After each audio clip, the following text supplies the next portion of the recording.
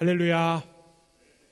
우리 참 좋으신 주님의 자비하네 평강이 우리 그라스 반석교 온 교우들의 삶과 가정 위에 가득 임하기를 간절히 원합니다.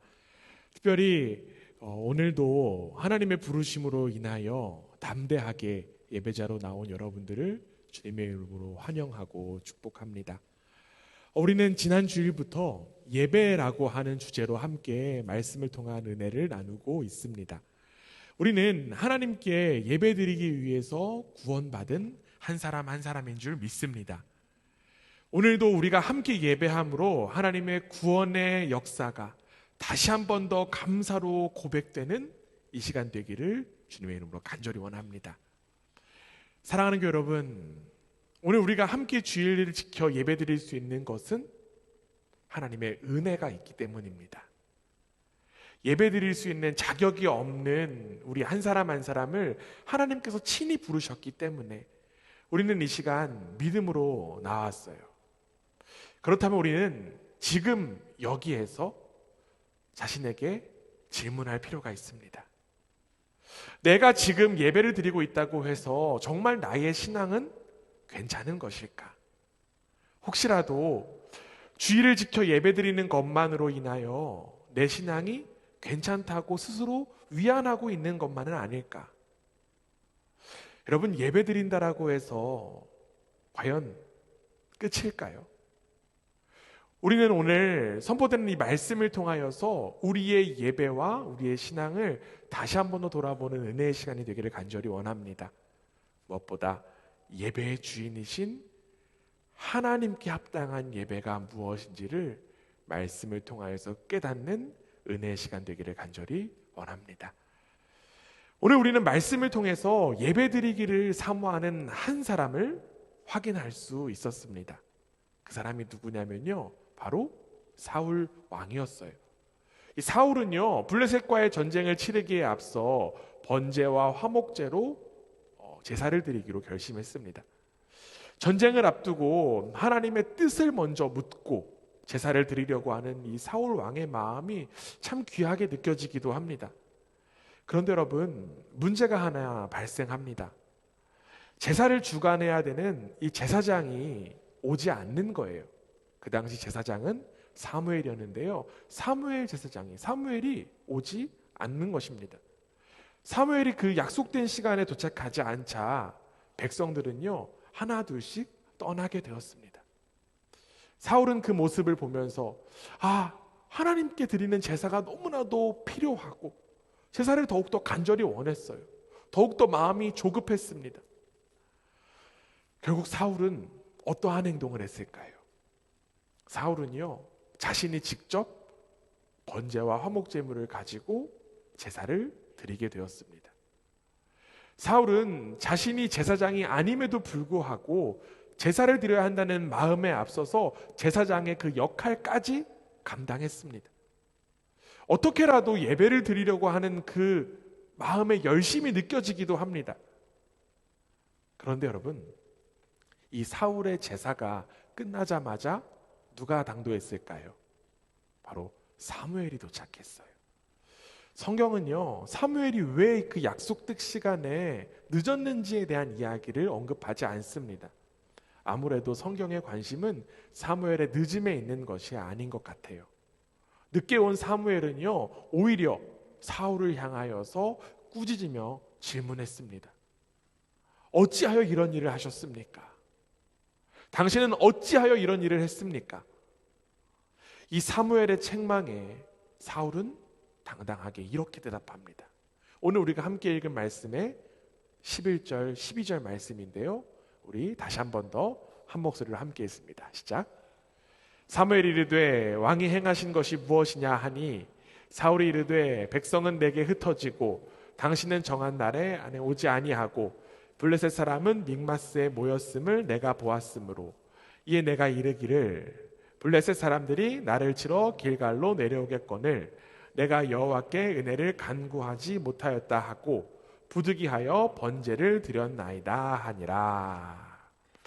사울은요, 사무엘이 약속된 시간에 오지 않았다라는 사실을 언급하면서 자신이 지금 하나님의 은혜를 간절하게 원하기 때문에 부득이하게 자신이 직접 제사를 드렸다라고 하는 이야기를 하고 있습니다.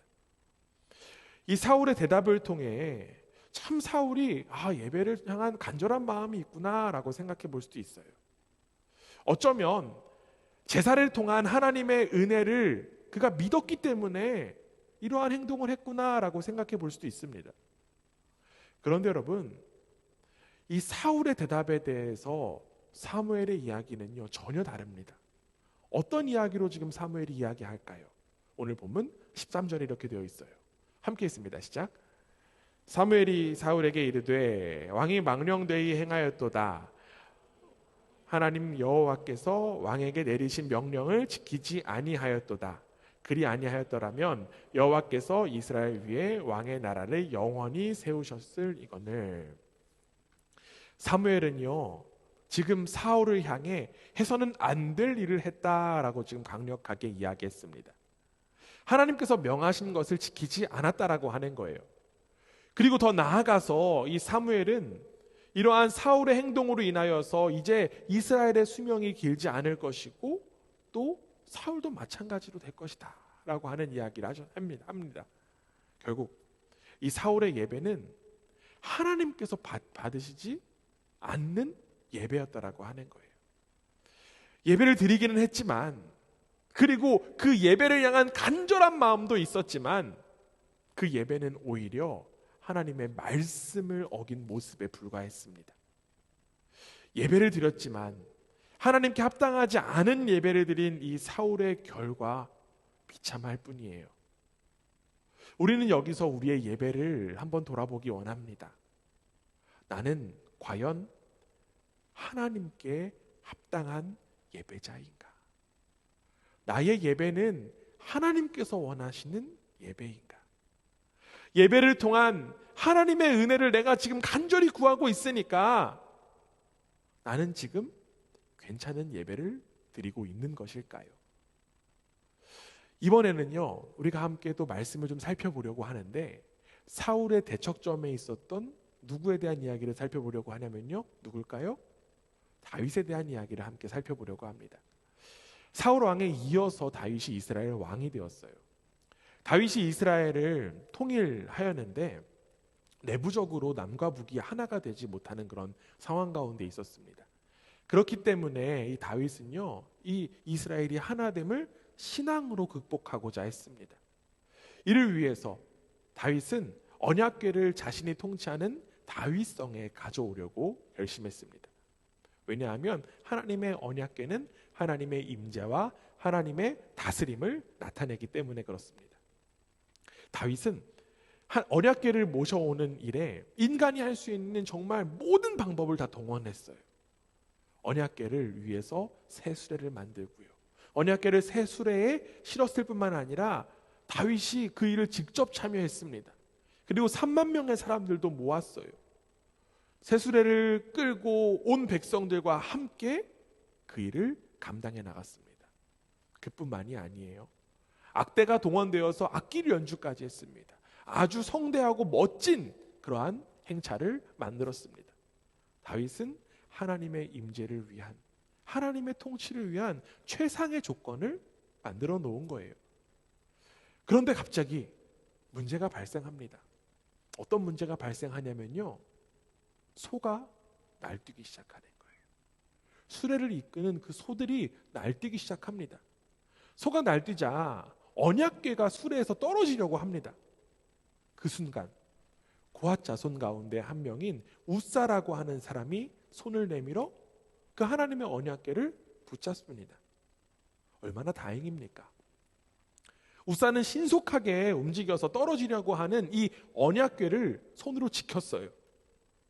하나님의 임재를 소중하게 여기고 또한 귀중하게 여기는 이 우사의 마음이 참 너무나도 귀한 것 같아요. 그런데 여러분, 여기서 진짜 큰 문제가 발생합니다. 말씀 한 구절 찾아보면요, 사무엘하 6장 7절입니다. 함께 한번 읽어봅니다. 시작. 여호와 하나님이 우사가 잘못함으로 말미암아 진노하사 그를 그곳에서 치시니 그가 거기 하나님의 궤 곁에서 죽으니라. 여러분, 어떤 일이 벌어지게 되었습니까? 웃사에게 하나님의 진노가 임했어요. 웃사는 괴 옆에서 즉시 죽게 되었습니다. 웃사가 무엇을 했습니까? 하나님의 괴가 떨어지자 손으로 막은 것밖에 없습니다. 손으로 지킨 것밖에 없어요. 웃사는 굉장히 선한 의도, 좋은 의도를 가지고 그 일을 했을 뿐입니다. 그런데 결과가 무엇입니까? 죽음입니다. 이 일이 다윗에게도 엄청난 충격으로 다가왔던 모양이에요. 그래서 다윗은요, 굉장한 비통에 빠지게 되었습니다. 그리고 성경은 이를 이렇게 기록합니다. 방금 읽었던 말씀 다음 절인데요, 사무엘하 6장 8절에 이렇게 되어 있습니다. 우리 함께 읽습니다. 시작. 여호와께서 웃사를 치심으로 다윗이 분하여 그곳을 베레스 웃사라 부르니 그 이름이 오늘까지 이르니라. 다윗은 비통한 마음을 가지고 웃사가 죽은 곳을 베레스 웃사, 즉 웃사를 친 곳이라고 지명하였고 그 일을 반드시 기억하고자 했습니다. 그렇다면 여러분, 지금 다윗이 그곳을 베레스 웃사라고 지정하고 기억하려고 했던 의미는 무엇일까요? 다윗이 이곳을 베레스 웃사라고 이름을 정하여서 이스라엘이 반드시 기억하길 원했던 것은 무엇이었을까요? 아무리 인간이 완벽한 조건을 갖추었어도 하나님의 일은 하나님의 방법대로 해야 된다는 것입니다. 하나님의 임재에 걸맞은 일은요, 바로 하나님의 뜻대로 해야 된다라고 하는 거예요. 그리고 더 나아가 아무리 좋은 의도, 아무리 선한 의도를 가지고 있다라고 해도 더욱더 중요한 것은 바로 하나님 말씀을 따르는 것이라는 사실입니다. 우리는 이를 통해서 우리의 예배를 다시 한번 더 돌아볼 필요가 있습니다. 내가 드리고 있는 이 예배, 과연 하나님의 임재에 어울리는 모습일까요? 하나님을 향한 그 선한 마음과 좋은 의도를 가지고 있으니까 이 예배 드리는 것만으로 충분한 것 아닐까요? 안타깝게도요, 우리의 예배의 모습 가운데 이 사울의 제사 그리고 웃사의 행동과 비슷한 점이 너무나도 많습니다. 우리는 사울과 같은 마음으로 예배 드릴 때가 참 많아요. 예배를 향한 그 간절한 마음만 가지고 있으면 된다고 생각하고 은혜를 구하는 모습이 우리 가운데 있습니다. 사실 이러한 모습이요, 우리의 겉으로 드러나지 않기 때문에 분별하고 구별하기도 어렵습니다. 그러나 은혜를 구한다라고 하는, 은혜를 사모한다라고 하는 미명하에 나도 모르게 하나님의 방법은 무시한 채 나만의 예배를 혹시 드리고 있지는 않습니까? 내가 받을 은혜에만 집착한 채 예배의 주인이신 하나님을 무시하는 모습이 혹시 우리 속에 있지 않냐는 것입니다. 제가 어릴 적의 이야기 잠시 좀 나누고자 합니다. 제가 어릴 적에 청소년 시절이었어요. 청소년 시절에 교회 가는 것을 좋아했을까요? 싫어했을까요? 네, 저 어떻게 보시고 이렇게 고개를 저으시죠? 네, 맞아요. 저 청소년 시절에 교회 가는 걸 별로 안 좋아했습니다. 제가 교회를 가는 이유는 부모님께 혼나기 싫어서, 혼나지 않으려고 교회를 갔고요. 제가 나중에는 이제 좀 머리가 크다 보니까 부모님한테 안 혼내려면 어떻게 했냐면 예배 시간 끝날 때쯤 가갖고 축도할 때 딱 들어가는 거예요. 그래서 축도 딱 받고 주보 챙겨서 우리 어머니 얼굴 딱 보고 나오는 일이 주일에 저의 모습이었습니다. 이랬던 제가 어느 때인가 갑자기 하나님의 은혜를 경험한 거예요. 분명하게 뭐가 어떻게 기억은 나지 않는데, 아무래도 그 당시에 청소년 수련회를 다녀오고 나서 이제 앞으로 예배를 열심히 드려야겠다라는 그런 결심을 했던 것 같습니다. 그래서 이제는 예배 시간에 늦지 않고 열심히 참석했어요. 그리고 예배 자리도 잘 앉아서 예배를 열심히 드렸습니다. 설교 말씀도 열심히 듣고 심지어는 여기 우리 있는 교우들처럼 필기도 하는 그런 모습들도 있었습니다. 그런데 여러분, 제가 열심히 예배를 드리고 싶은 마음과 결심을 했는데 예배 시간에는 또 한 가지의 문제가 있습니다. 아마 우리 교회처럼 이렇게 추우면 그런 일이 벌어지진 않을 것 같아요. 그런데 예배 시간만 되면 왜 이렇게 졸린지 모르겠습니다. 설교만 들으면 자꾸 졸린 거예요. 아무래도 토요일 밤에 늦게 자다 보니까 막 졸음이 더 쏟아진 것 같아요. 설교는 들어야겠고. 그래서 제가 생각해낸 방법이 하나 있었습니다.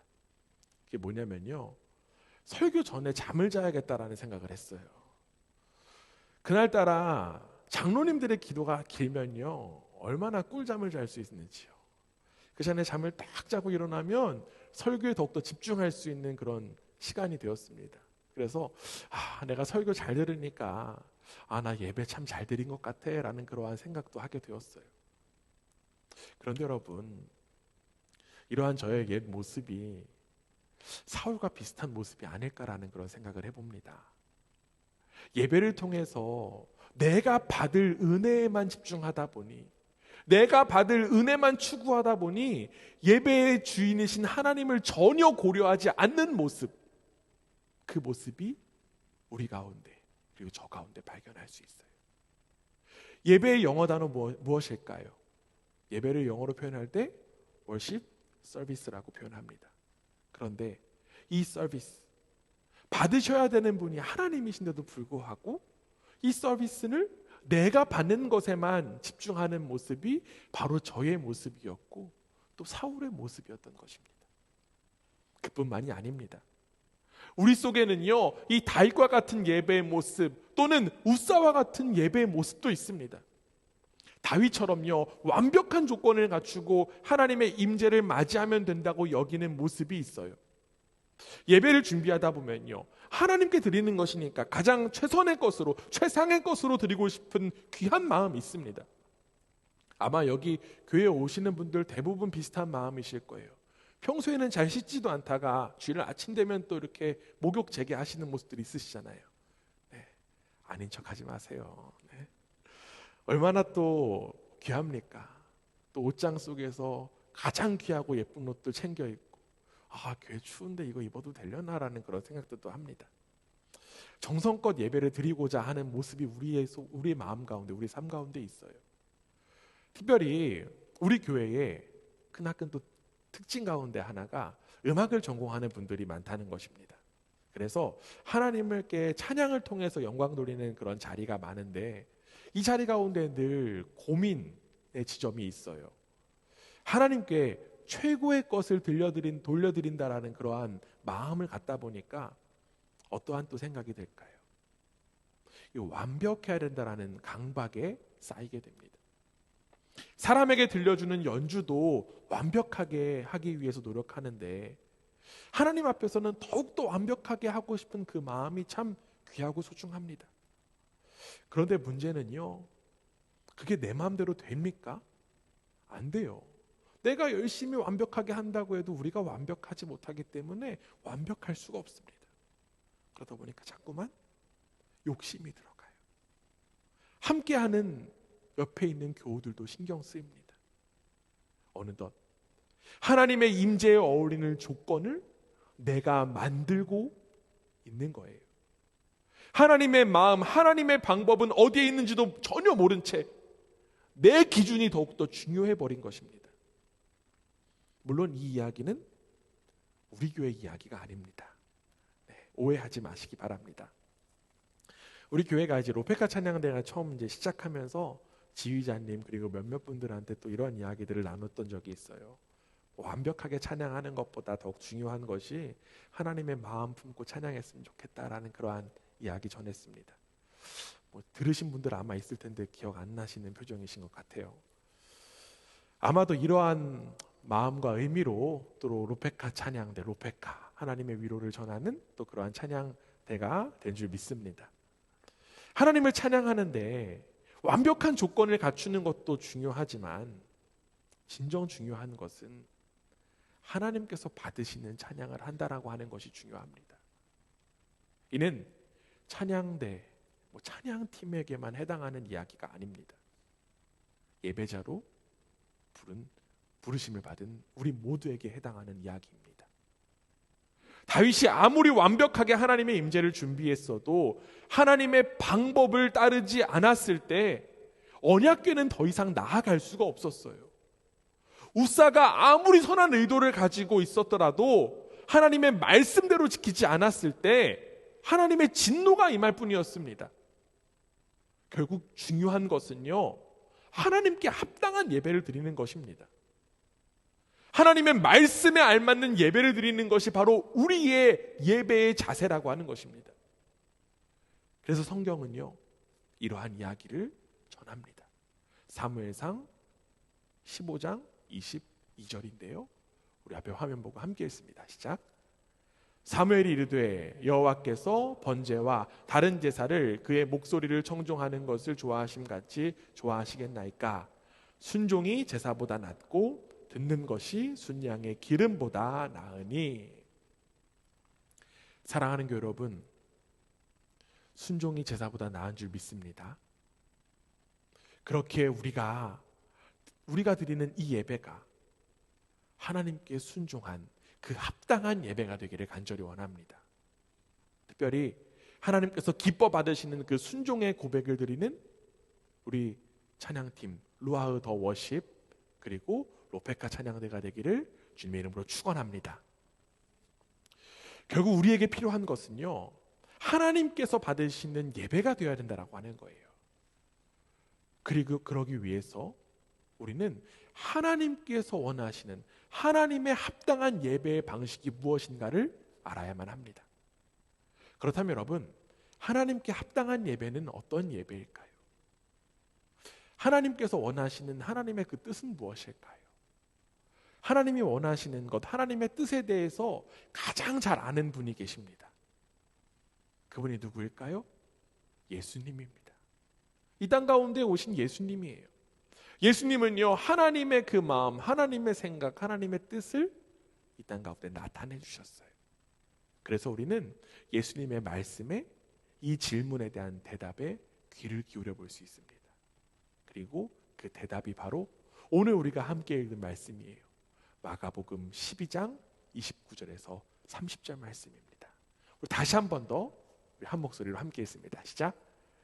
예수께서 대답하시되 첫째는 이것이니 이스라엘아 들으라. 주 곧 우리 하나님은 유일한 주시라.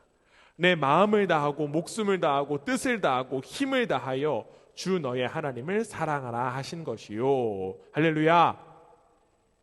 예수님은요, 지금 신명기 말씀을 인용해서 말씀하셨어요. 하나님께서 원하시는 가장 중요한 것이 무엇이라고 예수님께서 말씀하셨습니까? 무엇입니까? 그렇죠. 하나님 사랑하라고 하는 거예요. 결국 우리가 드려야 될 하나님께 합당한 예배는 바로 사랑으로 드리는 예배라고 하는 사실입니다. 하나님을 사랑하는 것이 하나님께 합당한 예배라고 하니 혹자는 이런 질문을 할 수 있을 것 같아요. 목사님, 당연히 하나님을 사랑하니까 제가 하나님을 예배하는 거죠. 저는 이러한 질문에 이렇게 대답하고 싶습니다. 당신 진정으로 하나님 사랑하십니까? 우리가 예전에 함께 읽었던요, 습관은 영성이다라고 하는 책에서 저자인 이 제임스 스미스 신학자는 이러한 이야기를 합니다. 우리가 예배하는 바가 곧 우리가 사랑하는 바이기 때문에 우리는 우리가 예배하는 바가 된다. 말이 막 계속 반복되죠. 모든 인간은요, 사랑하는 존재입니다. 왜냐하면 사랑의 근원이신 하나님의 형상으로 우리가 지음받았기 때문에, 하나님의 사랑이 우리 가운데 있기 때문에 우리는 사랑하는 존재예요. 우리는 무언가 그리고 누군가를 사랑할 수밖에 없는 존재입니다. 그리고 그 사랑하는 대상을 우리는 예배합니다. 그런데 문제는요, 우리가 사랑하는 대상이 하나님이 아니라고 하는 사실이에요. 하나님은 우리가 하나님을 사랑하도록 만드셨음에도 불구하고 우리는 하나님을 사랑하는 것보다 다른 것을 사랑하는 데 더욱더 익숙합니다. 그리고 열심을 다해요. 우리가 사랑하는 것, 어떤 것들입니까? 내가 이 세상을 살아가는데 필요한 것들에 더욱더 마음을 쏟습니다. 그리고 그것들을 예배합니다. 그런데 자세히 들여다보면요, 다른 사랑의 대상이 있다고 하지만 그 다른 사랑의 대상 그 안에 자세히 들어가다 보면 결국 나를 사랑하는 마음이 크다라고 하는 사실을 발견할 수 있습니다. 물론 나를 사랑하는 것 너무나도 중요하고 필요합니다. 그런데 우리는 나를 사랑하는 것, 어떤 사랑으로 해야 될까요?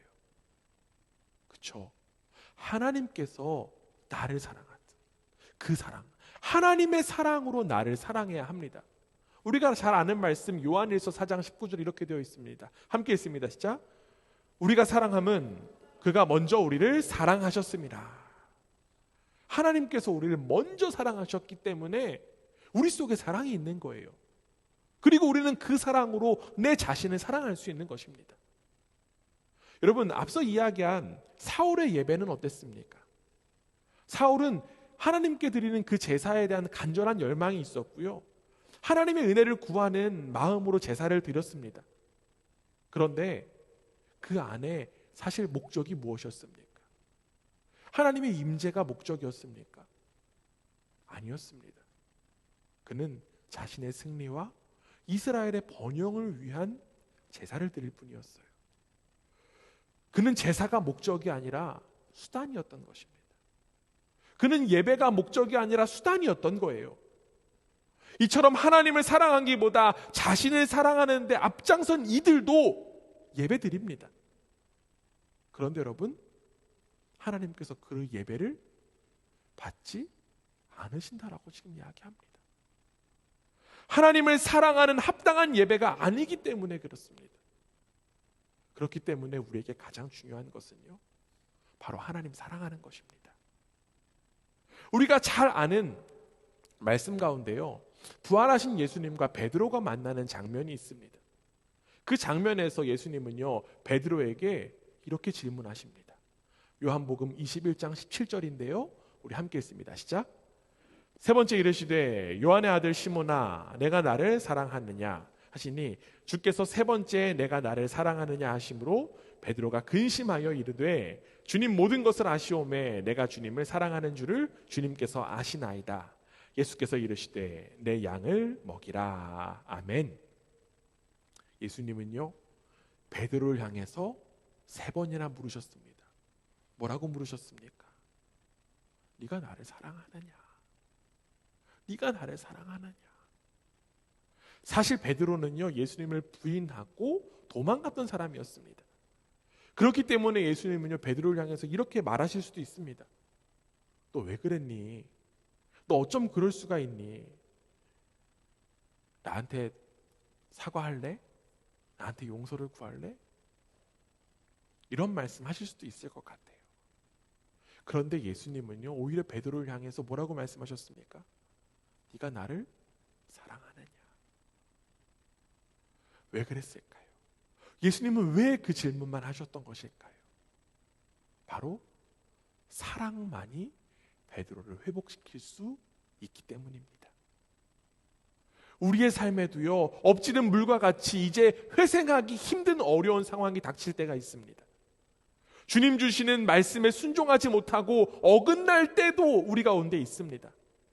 그러다 보면 우리의 삶이 예배자로 어울리지 못한 모습이 있는 것 같아서 예배드리러 나오기도 참 부끄럽기도 하고 창피하기도 합니다. 어렵기도 해요. 그러나 그때마다 주님은 우리 가운데 찾아오셔서 말씀하십니다. 네가 나를 사랑하느냐?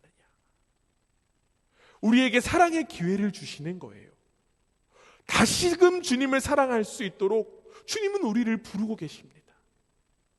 그리고 우리의 상처를 치유하시고 다시금 주님의 길을 함께 걷기 원하십니다.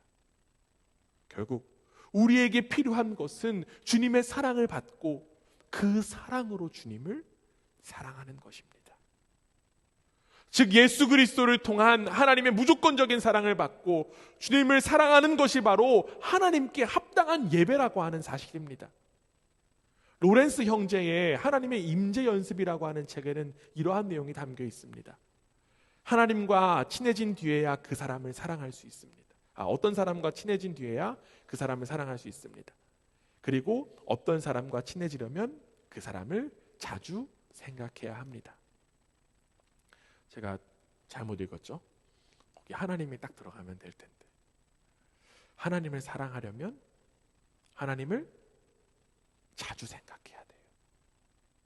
우리가 귀히 여기는 것에서 우리의 마음이 있습니다. 하나님을 진정으로 예배하려면 우리는 일상에서 하나님을 자꾸만 생각할 수 있어야만 합니다. 하나님과 교제해야 합니다. 사랑하는 교회 여러분,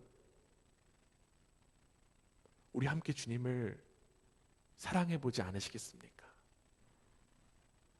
나의 마음과 목숨과 뜻과 힘을 다해 예수님을 향한 발걸음 함께 걷지 않으시겠습니까? 주님을 사랑하는 사람만이 주님을 삶의 주인으로 모실 수 있습니다. 그리고 그 삶이 바로 하나님께서 원하시는 진정한 예배자의 모습인 줄 믿습니다.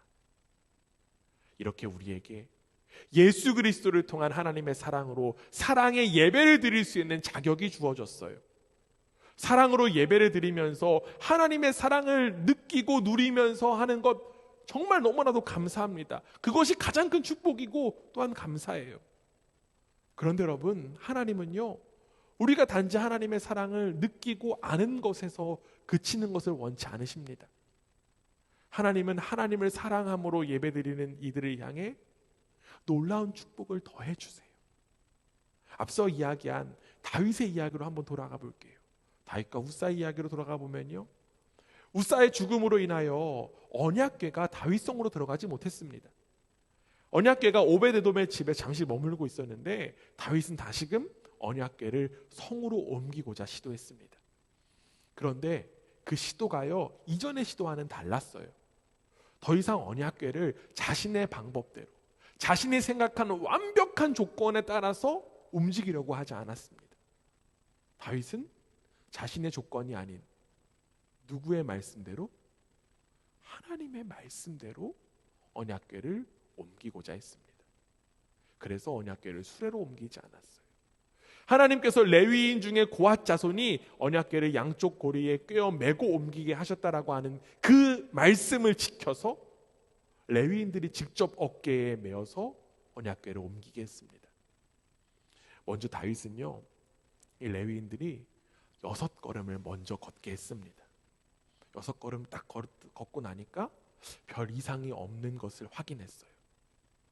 언약궤를 옮길 수 있는 것, 하나님의 임재를 경험할 수 있다라고 하는 그 사실을 확인한 다윗은 이제 하나님께서 자신에게 그 하나님의 임재를 허락하셨다라는 사실을 알고 감사의 제사를 드렸습니다. 다윗은 하나님의 임재를 경험했기 때문에 기뻐 춤을 췄습니다. 말씀 한번 또 찾아볼게요. 사무엘하 6장 14절입니다. 사무엘하 6장 14절 함께 읽습니다. 시작. 다윗이 여호와 앞에서 힘을 다하여 춤을 추는데 그때에 다윗이 배에, 여기서 지금 춤을 춘다라고 하는 표현의 히브리어 원어가요, 카라르인데요, 이는 한 번 그냥 춤을 춘다라는 것이 아닙니다. 계속해서 빙글빙글 계속해서 춤을 추는 것을 의미합니다. 다윗은요, 하나님의 임재를 경험하면서 계속 춤췄어요. 그리고 성경은 어떻게 이야기합니까? 다윗이 왕이었지만 옷을, 제사장에 오신 에봇을 입었다라고 합니다. 그만큼 하나님께 예배드리고 싶은 마음이 강렬한 거예요. 그런데 이후에 다윗의 아내인 미갈의 이야기를 살펴보면요, 춤을 추느라 에봇이 벗겨져서 몸이 보여졌다라고 합니다. 아내 속살이 사람들에게 보여진 거예요. 다윗은 그 정도로 하나님 안에서 기쁨을 누렸습니다. 하나님의 임재를 통하여서 그는 가장 큰 기쁨을 경험했습니다. 하나님을 온 마음과 정성을 다해 사랑함으로 하나님의 임재를 경험한 다윗에게는 세상 그 어느 것과도 비교할 수 있는 큰 기쁨이 임했습니다. 이는 성경에서 이야기한 가장 큰 기쁨 가운데 하나이지 않을까라는 그런 생각을 해봅니다. 한번 생각해 보세요. 다윗이 기쁜 일이 얼마나 많았겠습니까? 다윗이 골리앗을 죽였을 때 얼마나 기뻤을까요? 다윗이 사울 왕을 죽고 정말 자신이 이스라엘 왕이 올랐을 때 얼마나 기뻤을까요? 그런데 그는 그렇게 기뻐하지 않았습니다. 그는 오히려 하나님의 임재를 경험했기 때문에 가장 큰 기쁨을 하나님께 드렸습니다. 이처럼 하나님의 임재 가운데 있는 이들에게는 큰 기쁨이 허락되는 줄 믿습니다. 하나님께서는 하나님께 합당한 예배를 드린 이들에게 세상과 비교할 수 없는 큰 기쁨을 허락하십니다. 세상은 기쁨의 이유를 찾아요. 그러나 우리는 하나님으로 인하여 기뻐할 수 있는 이들입니다. 비록 나의 상황, 나의 형편이 좋지 않을 수도 있지만 우리는 기뻐할 수 있습니다. 우리는 하나님의 임재 가운데 있기 때문에 그래요. 우리는 하나님께 예배할 수 있기 때문에 기뻐할 수 있는 거예요. 그리고 우리의 근원이신 하나님의 사랑을 알고 누리기 때문에 기뻐할 수 있습니다. 사랑하는 여러분, 우리가 드리는 이 주일 예배의 시간이 기쁨의 예배의 시간이 되기를 간절히 원합니다. 하나님께서 허락하시는 기쁨으로 찬양하는 우리 모두가 되기를 간절히 원합니다. 여러분, 한 사람 한 사람 정말 매주일 기쁨으로 찬양하는 모습들이 너무나도 귀하고 소중하고 아름답습니다. 그리고 그 모습이 또 하나님께서 기뻐하실 모습이기를 간절히 원합니다. 주님으로 인하여 기쁨이 가득한 이 시간, 이 자리, 그리고 우리의 삶이 되기를 간절히 원합니다. 그리고 이제는 세상에 그 기쁨을 전하는 일에 귀 쓰임 받는 우리 한 명 한 명과 그같이 반석교회가 되기를 주님의 이름으로 축원합니다.